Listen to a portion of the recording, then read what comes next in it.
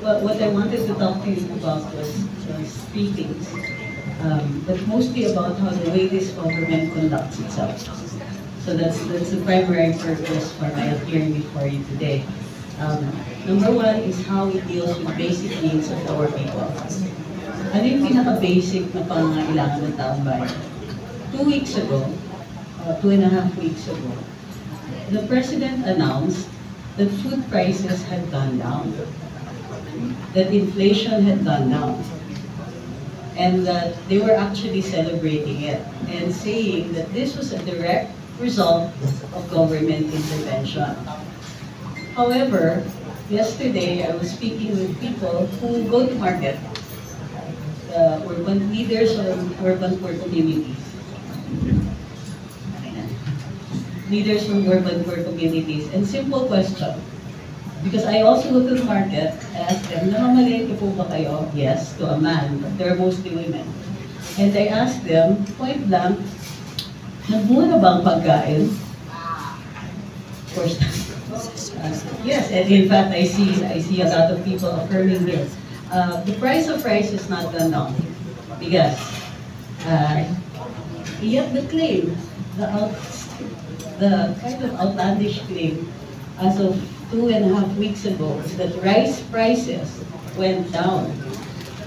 How could that have gone down? So I went to the market just to check if this is true.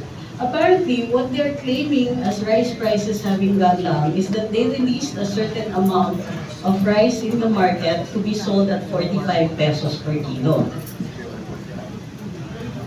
Closer. Mahina sa likod. Ayan. Okay na? Can you hear me? Alright. So, yung pala, yung bumaba daw ang presyo ng bigas kasi meron silang nirelease na 45 pesos per kilo na bigas. Ito yung kadiwa rice. So, ang claim nila was based on that. May 45 pesos per kilo na bigas. Unfortunately, konti lang yun. The main supply is still set at 56 to 58 pesos for the better kind of rice. The lowest price of rice that is edible for human consumption is at about 52 pesos. But if you're lucky, you might be able to get 48 kung nandun kayo malapit sa area kung saan nagsasaka ng bigas. So, rice being the staple, the government made the outlandish claim na bumaba na ang presyo ng bigas, bumaba ang presyo ng pagkain, at bumaba ang inflation. Ang inflation dito sa Pilipinas is pushed primarily by food. Inflation all over the world is pushed primarily by the price of fuel. And this is true also dito sa Pilipinas. So mataas ang presyo ng pagkain, dahil how ironic, mataas ang presyo ng pagkain, kumakain tayo. So, mataas ang presyo ng pagkain, sabi nila, the government says that the reason for that was because of the prices of fuel. Yes, that is true, but only in part. In this country, the prices of our food are dictated by middlemen and not by producers. So, sino ang producers? Mga magsasaka. So, it makes sense na aalagaan natin ang mga magsasaka natin. But is that true? Well, the Department of Agriculture has one of the biggest budgets, particularly during the time that the President was the Secretary. One of the biggest budgets, probably the third, debt servicing, education, and then agriculture. But the Department of Agriculture did not make a dent in rice prices. Instead, they have a notice of disallowance. Notices of disallowance for several years. Bakit? What they do is they have a programmatic approach. Ibig sabihin, ay mahal ang presyo ng fertilizer, gawa tayo ng programa para sa fertilizer, gawa tayo ng voucher system, which is riddled with corruption. Corruption that the President is aware of, but not doing anything about it. Ano ba? Uy, mahal, walang mechanization sa farms. Okay, bili tayo ng farm equipment. And to the credit of the DA, during the time of President Duterte, meron naman talaga, but they are held by the LGUs and the farmers can borrow them. But even with all of these programs, whether they work or not, it's very spotty if they actually really work because of the corruption involved in the agency. Meaning, sa ibang probinsya, gumagana siya. Enough so that the department can claim success. But it doesn't happen everywhere. So if they can claim 10% success in the country, okay na yun. I-claim na ng DA na wow, under the President, ang galing-galing ng Department of Agriculture.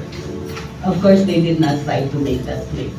Nevertheless, under the President's watch, the prices of food have consistently gone up and have not gone down.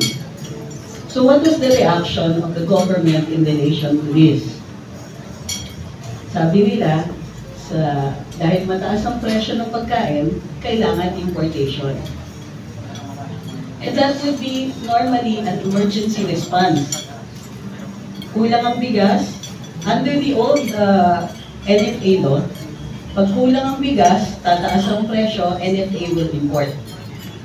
And it will release strategically so that the market prices will be targeted.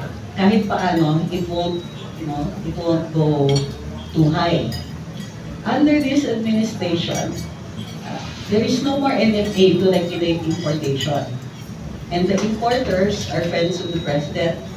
Therefore, the importation policy that was released 3 months ago removed the caps on importation, the quantities. They lowered the import duties. So, and then they extended the deadline. What happened? During the pandemic, because we needed cheap food, kailangan mag-import. So they lowered the tariffs for certain products, pork and rice included. This was an exception to the rice tariffication law. The deadline was supposed to be December 2023. In anticipation of the end of the pandemic, the President extended that to December 2024 and lowered the tariff rates further and increased the quotas further.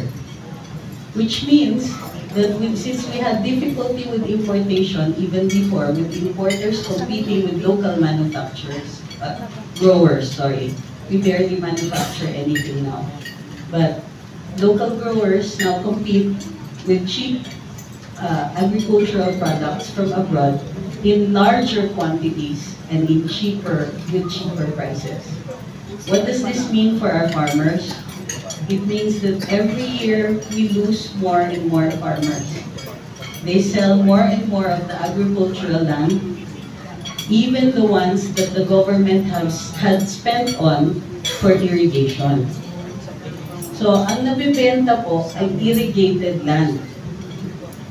Ginastusan natin yon, pero yun ang nabibenta.